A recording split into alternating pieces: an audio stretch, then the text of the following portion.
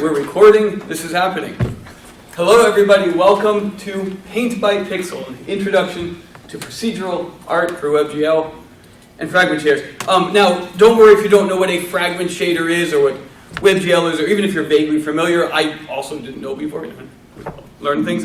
But the goal of this talk really is to hopefully show a form of art that's captivating and interesting, and we should leave here today with realizing how accessible it is. It's not that hard, even though it's going to look complex. So, getting right into it, the mind's eye. So we're going to take it back to the early 1990s before we get into anything. It was one evening, a blockbuster night. I was around 10 years old, and my parents, who are on their way in any minute now, they brought home a movie, but it wasn't really a movie. It was more of a collection of digital art. There was a camera panning around colorful shapes. It was all set to music. And I did some searching when I was preparing this, and I'm pretty sure what we watched was called The Mind's Eye. There's some music. It was released on September 25th, 1990. It was described as the first effort by director and co-producer Jan Nickman and Steve Churchill, which served as a demonstration of computer animation when the art form was still in its relative infancy. And this was probably the first time that I had seen computer-generated graphics like this. I mean, how'd they do that? It's like 1990. I will note, I was no stranger to computer-generated art back then, having dabbled in AppleSoft Basic, making drawings on the Apple IIe. These are some of the things I made.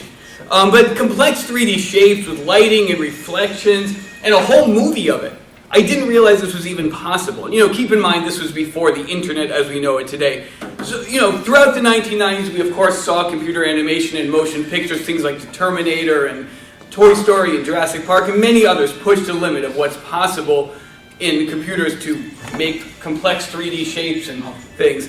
But quietly, and unbeknownst to me, for then and still going on today, there's something called Demoscene. So Demoscene, just quoting this little article here, it was this powered by the rise of affordable and capable home computers. The Demoscene became history's first widespread computer art movement. The scene, which emerged from early communities of software pirates, involved the creation of elaborate, hardware-intensive audiovisual productions that bring hackers, musicians, and graphics wizards together, blurring the lines between artist and programmer, amateur and professional. So this was going on in the 1980s, 1990s, and even continues today. So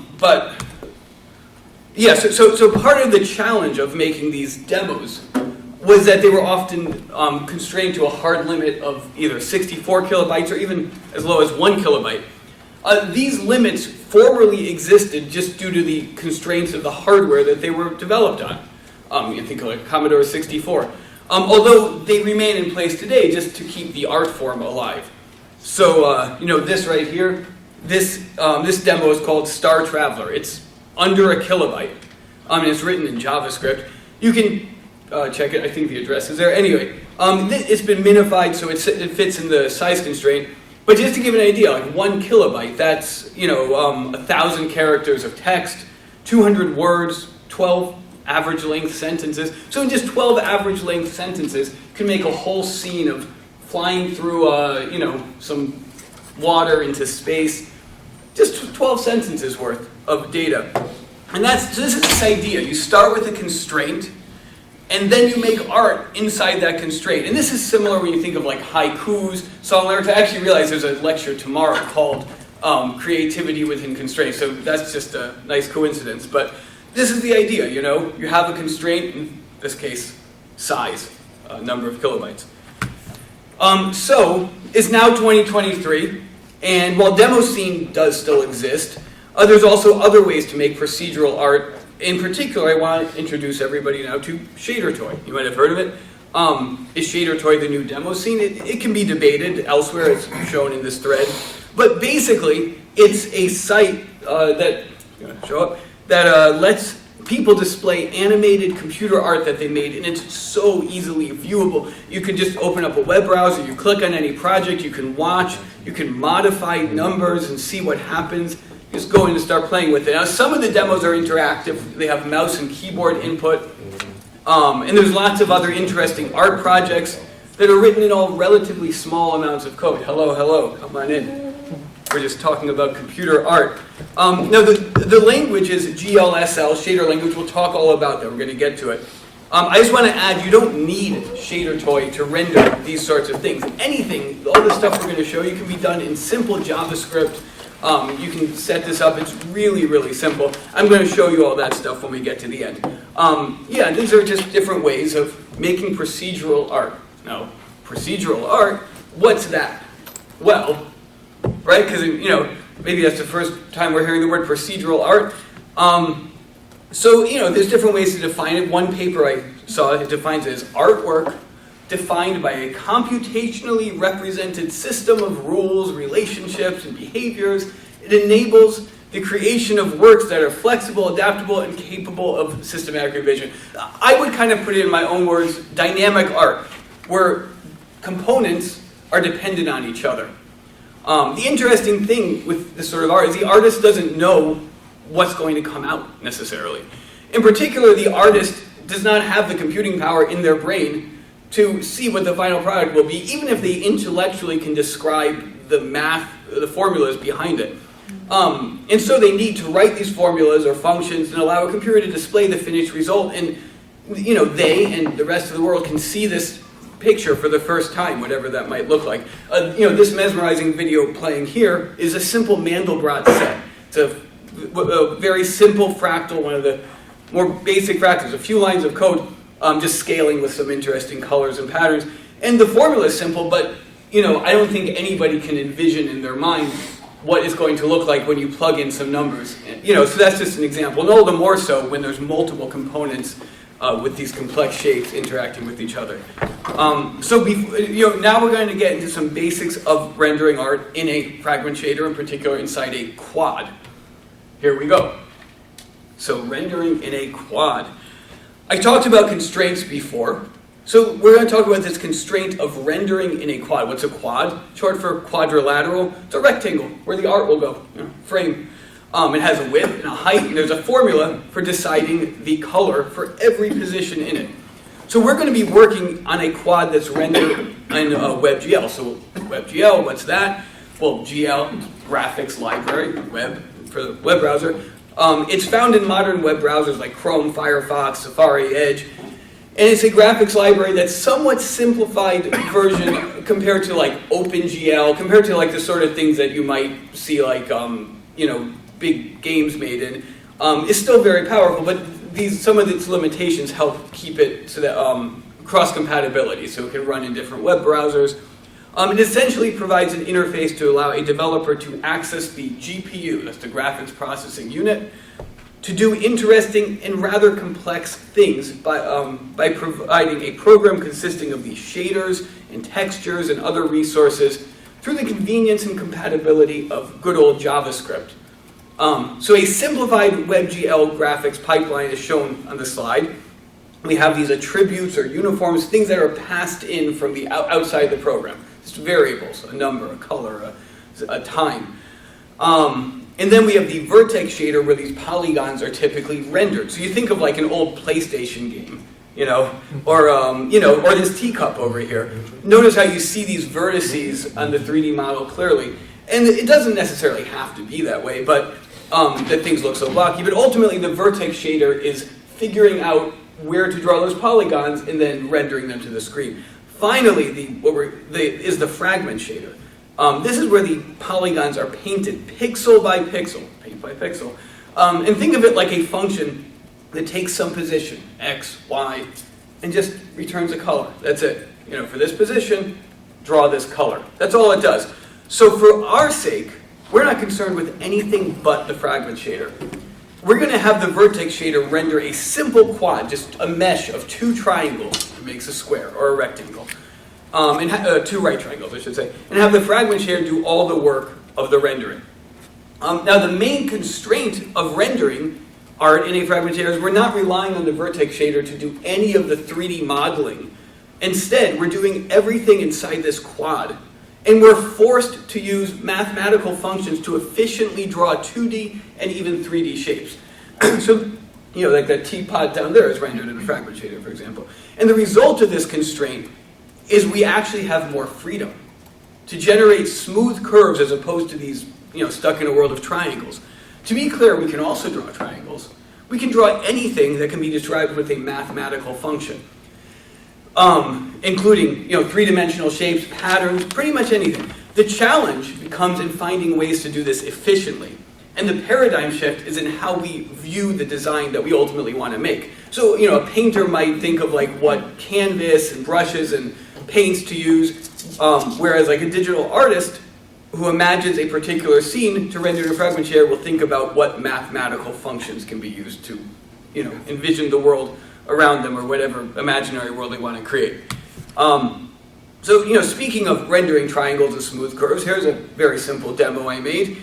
Mathematical functions can be used to make interesting designs that look, well, mathematical, like was playing right there. But they also can be used to make artwork like this. I did not make that. That is called Selfie Girl. It's by a digital artist called Inigo Quiles. I hope that I'm saying his name correctly. Inigo Quiles. And he's a mathematician and artist who teaches how to make this kind of art through his YouTube channel and website. So like the art that you see there, it too, his artwork is the result of, as he describes, high school mathematics. So, among the things that can be rendered with pure mathematics are fractals, line art, patterns, but also photorealistic images through the use of random noise functions, ray marching, all sorts of advanced things to render complex 3D shapes. You can really make some cool stuff. It's just, a bunch of mathematical functions all put together for both things. So, just to realize. Okay, we're going to now go into a very simple example.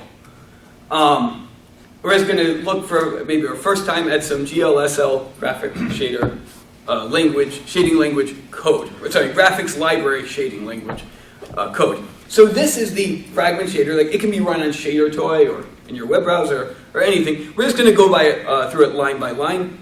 We have the first line, main image. This is declaring a function called main image, and this is what's going to get executed. It has an input, which is the frag chord, that's a coordinate, it's an XY position, a coordinate, and then output a frag color, which is an RGBA color, so red, blue, green, and alpha, which doesn't really get used, but is still part of the output. So to be clear, this is something that's going to run on every single pixel here, 60 frames a second, and it's going to get run over and over for each one. And that might, immediately, if you think of it, might seem really inefficient if you think about doing work on a CPU. If you've ever done sort of sequential programming, you wouldn't start redeclaring variables, especially things can get really complex. Whole different world in the GPU. The GPU, all our computers, phones have it. It's like this massively parallel supercomputer in a way. And it is actually more efficient to do things in parallel, even if it means redeclaring some variables. It handles that okay. But yes, it's just all about literally you do the same thing for each pixel, but the only thing that changes is the input, namely the coordinate, the position. Okay, so next we have on line 4, over here we get the normalized value between 0 and 1. So we're getting, let me see how so it's common to normalize this as a first step before doing any math. We call the variable UV just by convention. Sometimes it's called ST. You'll see debates online about that. Anyway, sometimes it is additionally multiplied by a proportion of the width versus height to ensure that the dimensions are not warped by an aspect ratio. We're not doing that now. We will do that in a few slides. But and you see where it says vec2 and vec4 above. These are all different ways to declare a vector. So you can have float, vec2, vec3, and vec4, and that's it. The GPU is very specific that you can think of it like an array of numbers up to size 4. And this is just how these numbers get packed together. So vec2 is going to give us an XY position. And vec4 would, of course, give us 4 values, which can also be RGB, A.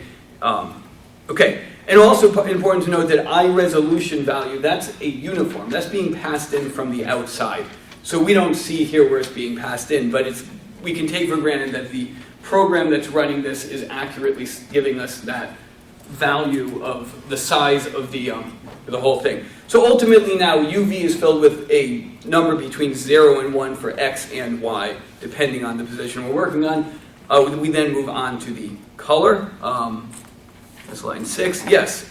And we're setting the color to a vector of size 3. There's this nice convention where you can just set it once and it kind of fills for all the values. So that's like R, G, and B. Red, blue, and green are all going to be that color. And what that's ultimately doing is, so you see, it's kind of faint, but from 0 to 1, basically we're saying whatever the Y position is, color it that. So in the case of 0, 0. In the case of 1, 1. And everything in between is something in between those two values. And finally, we set this frag color on line 9. And note that the final value of 1, that's just the alpha. By convention, it's always going to be 1. Okay, so we're going to try changing things now. It's going to start getting interesting. So you see UVY, right? What would happen if we changed it to UV.X? Any ideas what it might look like? Yeah. Gradient from left to right or right to left. You got it. And there it is, UVX. And now it's, from left to right. Yeah. So cool. So now what if we start mixing things up with the colors? What if we use X for the red channel and Y for the green channel and just set the blue channel to 1? Any ideas what it might look like? We'll go for it. Here it is. So now we start to get some neat colors. You can kind of see how the X dimension is what's happening in the red. It kind of goes from not red to more red. Blue is everywhere and green is from top to bottom. It all kind of mixes together. Cool. All right, now just notice I kind of did UVX, UVY. We can actually combine those. This is a nice little convention because it automatically will unwrap that value. So we'll leave it like that. Now we're going to try and make things interesting. So you might remember, these trigonometry functions like sine, cosine from high school and beyond or before. So these are periodic functions. So let's just repeat some value forever. So we're going to try and make one small change. We're going to take line 6 and wrap that UV there, that XY position, in a sine function, which will also spread. Not much of a difference. Barely changed. Let's think about what the sine function does. Take some value and output something between -1 and 1. And it, period between, I think, negative pi and pi, or 2 pi. Anyway, we're not anywhere near the period that a sine function needs to operate in because we have all our values normalized between 0 and 1. So that's not going to give us anything interesting. To make it interesting, we have to decrease the period of the sine function. And we do that by adding a coefficient, basically just a multiplier inside those parentheses. So what if we try 30? Okay, now we're getting somewhere. Getting a little interesting. Plaid, everyone likes plaid. We're repeating a pattern that's produced by sine waves in the XY. And we have this multiplier of 30, which decrease the period, or increase the period. It makes more waves. And the frequency, increase the frequency. So basically, now we actually have a pattern. And just something worth noting, we are technically going below 0, so there's clipping, but it's not really an issue because anything below 0 just goes to 0 for color values. Any questions so far? Just before I move on, is this? You said this is done in JavaScript, right? Well, JavaScript is executing the GLSL codes, Okay. so that's being passed in ultimately to JavaScript. But this is a language of its own. Okay. Cool. Okay, so remember how line 4 I talked about how it normalizes positions and let's say we want things to look a little more square. What we're going to do is normalize that value. So now, ultimately, basically what we're doing is we're setting the midpoint in the center and we're normalizing the aspect ratio. So the right and left side go a little greater than 1 and -1, or negative 0.5 and 0.5, but things are centered and we still have normalized values otherwise. So that looks better. But where can we go from here now that we have something interesting going on? Well, we can add a multiplier after that UV, that XY coordinate in the sine function. So remember how it controls the size, right? We have this multiplier 30.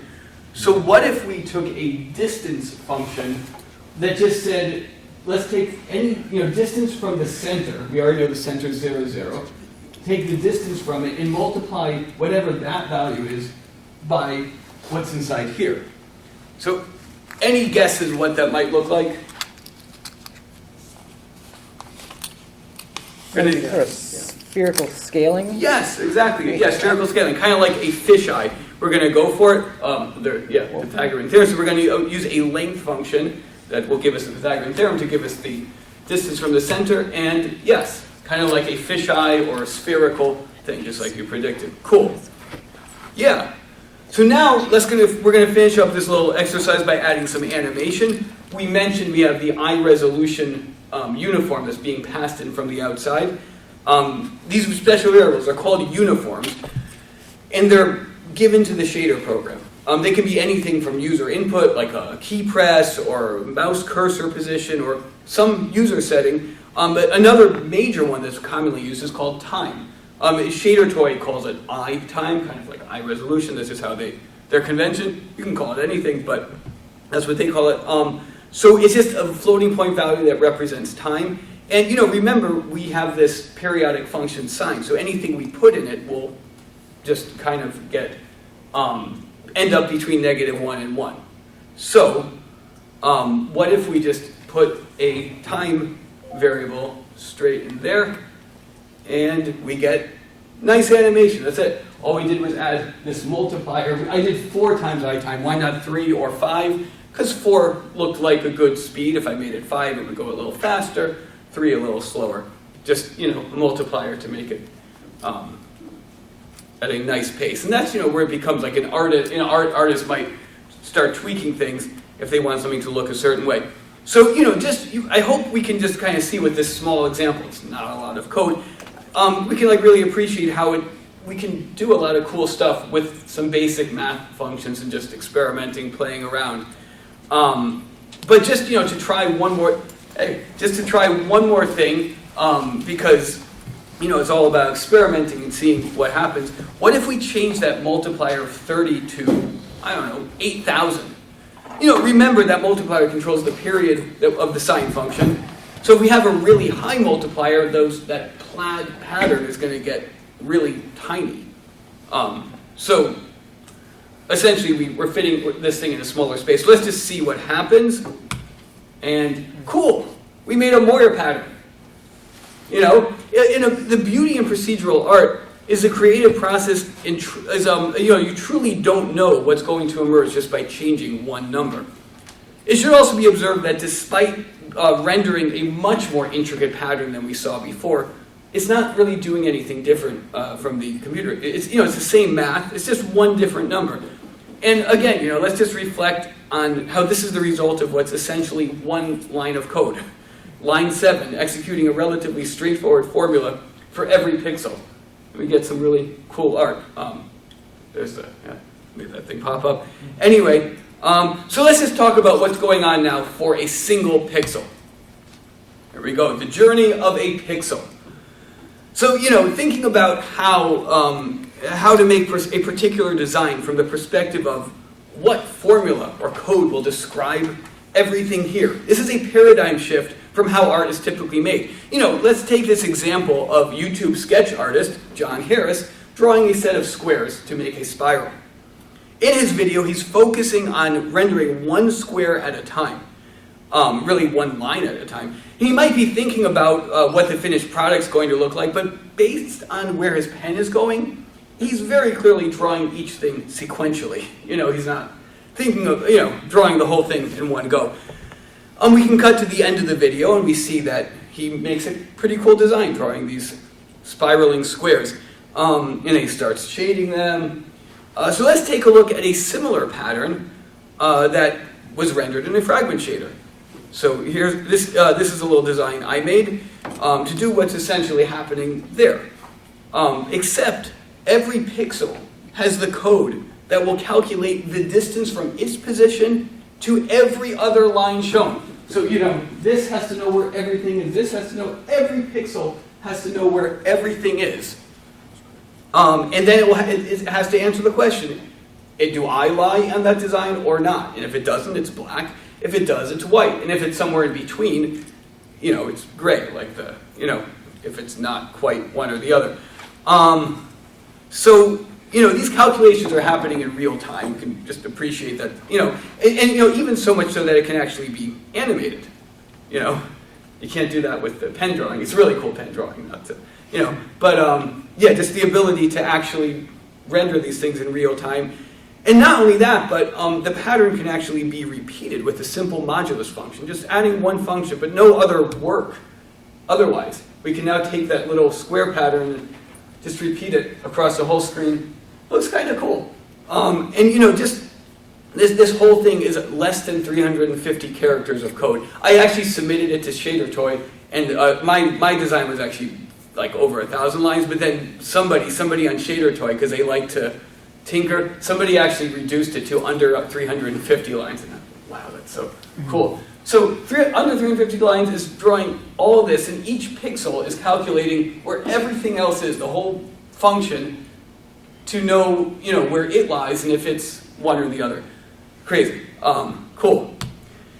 So yeah, so let's just look at another example now. This is called Snail. It's also by Quiles, with the same artist who did Selfie Girl from the previous slide, a few slides ago. So the code, again, for rendering every pixel of that leaf is the same code that renders the snail. It's all just one mathematical formula, and high school math, as Inogo would call it. So I can't help but think this is kind of similar to a gene.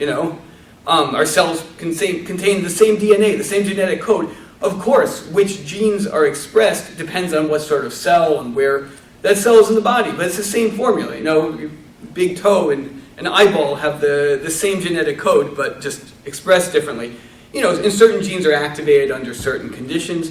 So somebody can think of like a single fragment or pixel positioned on the screen as the condition that activates a part of a formula that renders a particular color, but the whole formula is there. And the part contains the whole. So let's just reflect on that. The whole idea that the part contains the whole. And now I think we can get practical. So I wanted to talk about how we can get started with fragment shaders. You go home, this is over, and you want to get started. So just to be clear, everything we're doing can be done in pure JavaScript. Literally, the boilerplate to do all of it is right there.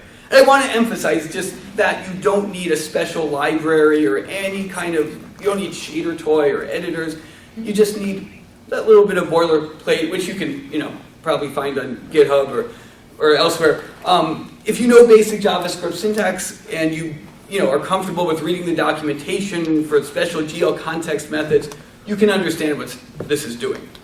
And then you just add your fragment shader somewhere up top or in another file, and you're good.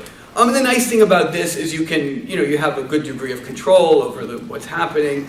The result is portable. You don't need other dependencies. But let's just say you want to just make some art. You don't want to do this. I just wanted to show everyone it's possible. You don't want to deal with setting up a boilerplate. So you have lots of options actually. First of all, I don't know if those are familiar with VS Code. But if you've used VS Code before, you will be happy to know there's a plugin to let you start working with fragment shaders today.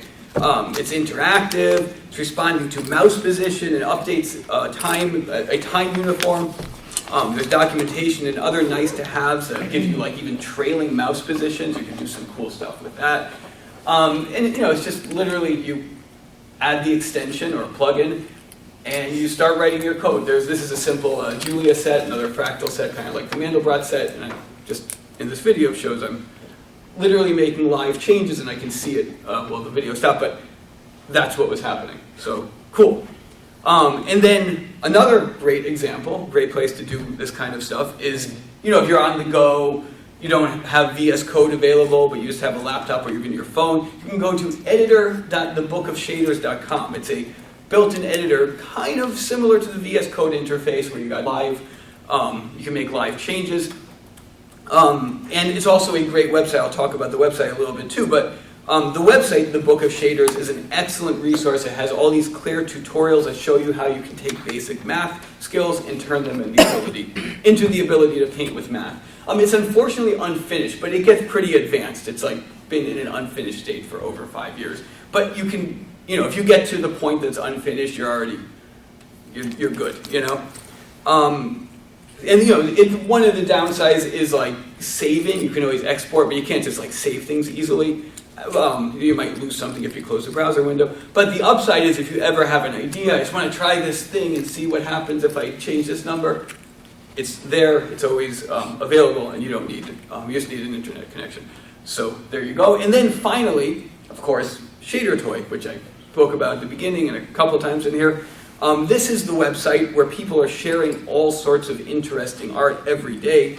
They're sharing clever ideas for new and more efficient mathematical ways to express shapes. And this is really like the learning tool for just trying things. I'm showing the same fractal over there. It also has a nice built-in editor and has support for imported textures and other niceties like webcam input. You can do lots of really cool stuff, and just seeing what other people are doing there is pretty inspiring.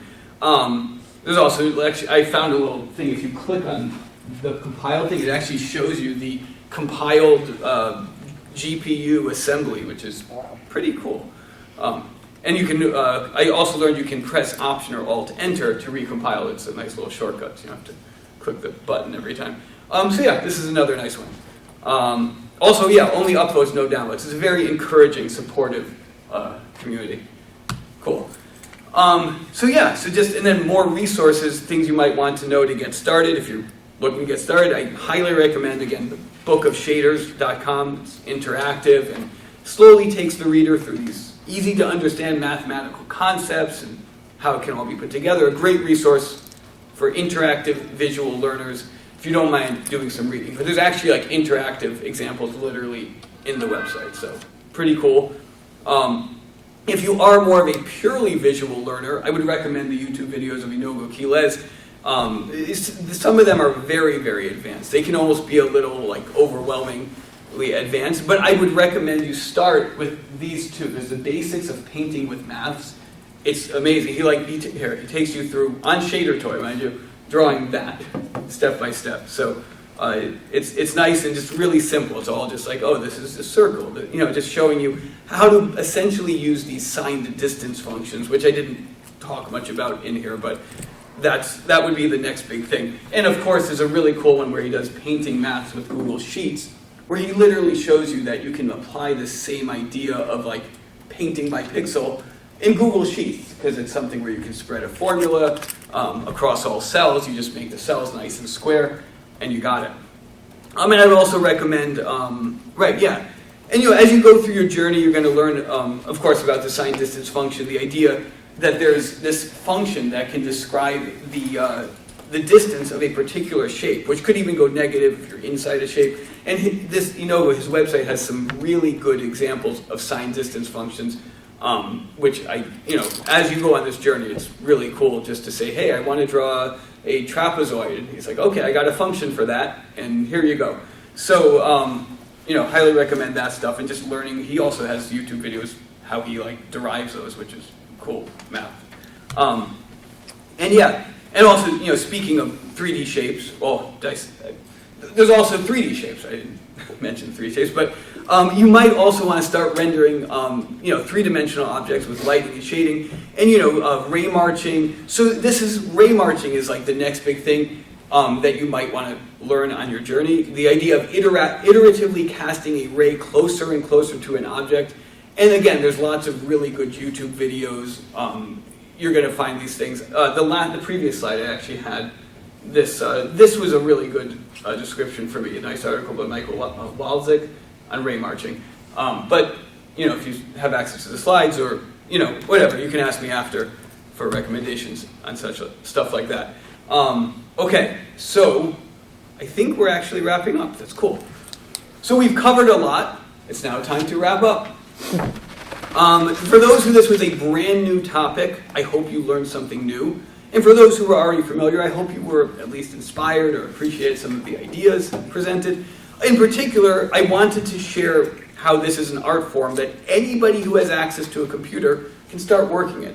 You know, you see these, taking it back to that first slide, I mean, it looks very overwhelming. But once you see, wow, I can do that. I can make a pattern out of plaid and make it into a 3D ball with, you know, it's like kind of empowering, realizing we really all have access to this stuff, especially with tools today. You don't need expensive hardware or advanced computer programming skills. All you need is an imagination and willingness to try to use some of those high school math functions that you previously maybe thought were useless or boring. And, you know, try to make something new with them. So there are new projects in art that are posted regularly on Shader Toy and other places, and the possibilities really seem to be limitless. I'm finishing with these 3 images of real photographs of some things in nature that may actually be interesting projects for people to try to express as mathematical formulas in procedural art, either purely for inspiration or as an actual exercise for, you know, the determined viewer of this presentation. You know, when we stop and realize that these and other things can be represented in a fragment shader, the GLSL code, in a single mathematical formula that describes them, we can try to envision the interconnectedness of things and try to perceive other areas where the part contains the whole. You know, so I hope everybody feels inspired to express ourselves in our unique, you know, as a unique pixel coordinate that we are. And we go out and show our true colors, whether we're writing Fragment Shader or doing anything else. And remember the idea that art comes from a constraint. And, you know, when we have that constraint, we can make something beautiful. Okay, thank you for attending. Any questions? Did you put the slide that has the links on it? Yes, totally. I'll leave that. Yeah, thank you. Cool. Yes? So, have you used processing? Yes, I have. Stuff? Is GLSL similar to processing in syntax? Because I know processing is really I think simple. it's closer to like C or C++ syntax. The syntax is almost more of its own thing. It actually has a lot of things that are specifically for GPUs that wouldn't even make sense. The notion of uniforms and attributes are, you know, you wouldn't declare a variable like that in C or C++, but the syntax, just the way the language looks, maybe processing. I think processing is more Java-like, the way I think of it, but maybe I'm getting mixed up. I think it is. It's been a bit since I worked with it. It looked very similar, that's why I was wondering.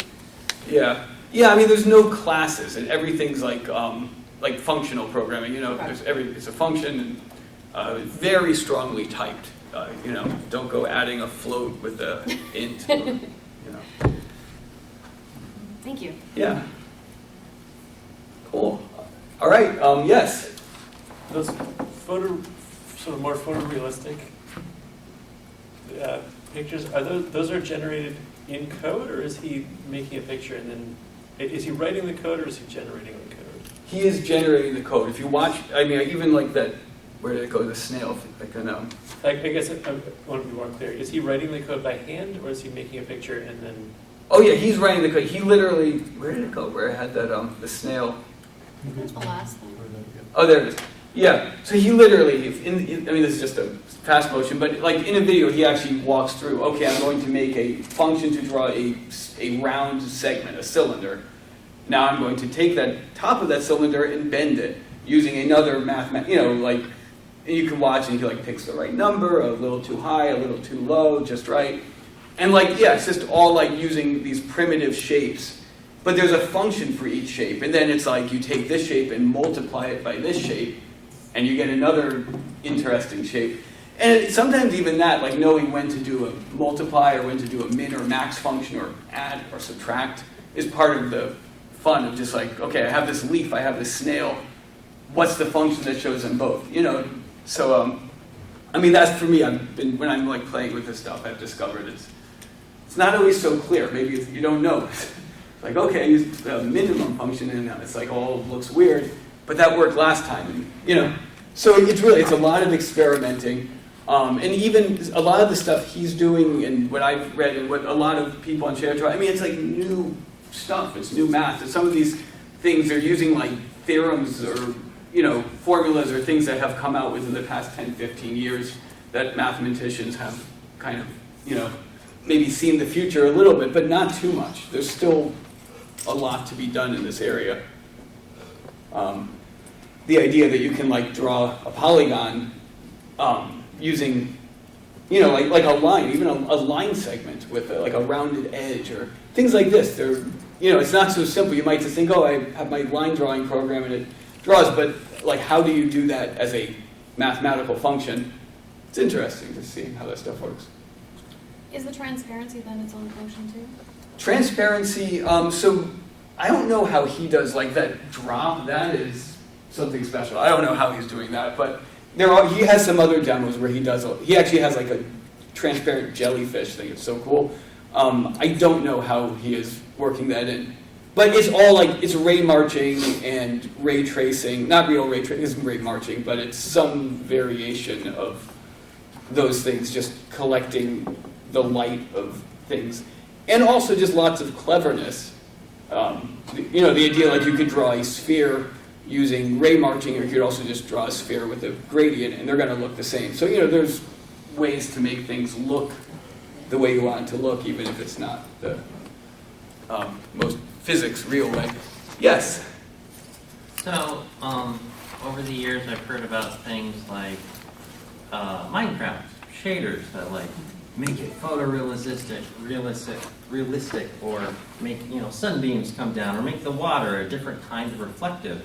Are the shaders used in 3D games that people often mod, are those the same as Fragment shaders? They are, yes. It's the same idea. The only difference here is that here we are constrained to a quad.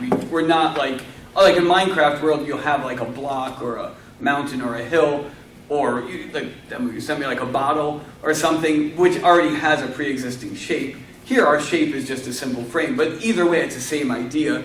If you want to have some shape and have light reflecting off of it, you would still use a Fragment shader. So is it the same concept in Blender then with the shaders? Yeah, it is. I mean, a lot of programs, Blender, Unity, in fact, the code is different in different places, but the syntax is 99% the same. I tried some playing with Metal, and I thought, I'm going to have to learn a whole new thing. It's literally, I didn't do anything too advanced. It was the same. So, I don't know. I think when it gets advanced, that's when the syntax really starts to change. Another question. Do shaders so a cool effect that I've seen recently is like a Spider-Man video game. So you have these huge rectangles, and they have all these windows, hundreds of windows, and it looks like there's room inside them, but it's something called a fake interior shader. So it's not super realistic. There's no actual geometry in there, but it's confusing how something like that would work. So can you pass in parameters to shaders? Because I would imagine to do something to make a surface shimmer, depending upon perspective, you'd have to be able to pass in parameters.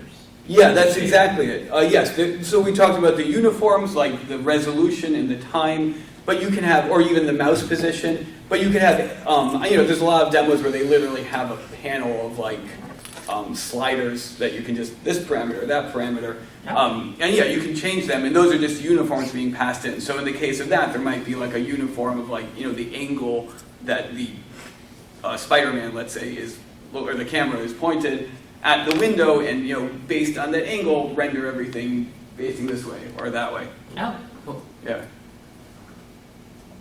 Cool. It's exactly 10:45. Any other questions? Yes. So when a shader uses an image map, like a bitmap, does that come in as either an attribute or one of these uniform? Yes, it does. There's a type of uniform called a texture. There's 2D textures. There's all different ways. And basically what happens is you fill the GPU memory with this texture. WebGL has some hard limits on that, kind of annoyingly, because your GPU you might have 8 gigs, but WebGL will say, no, you can only have, 4 gigs or whatever, but that's just one of the limitations. But, yeah, so you basically fill this texture, it's like a one shot, now the texture's filled, and then you can pick from it. And there's actually a lot of clever stuff you can do, because it doesn't just need to be image data. You could also pass in an array of numbers or anything else. Cool. Okay, thank you, everybody. That's so cool. My parents over there. Okay. One final question. Yes. Did you code your shirt? Did I code? No, I'm glad. Thank you. Okay. It was amazing. It's very interesting.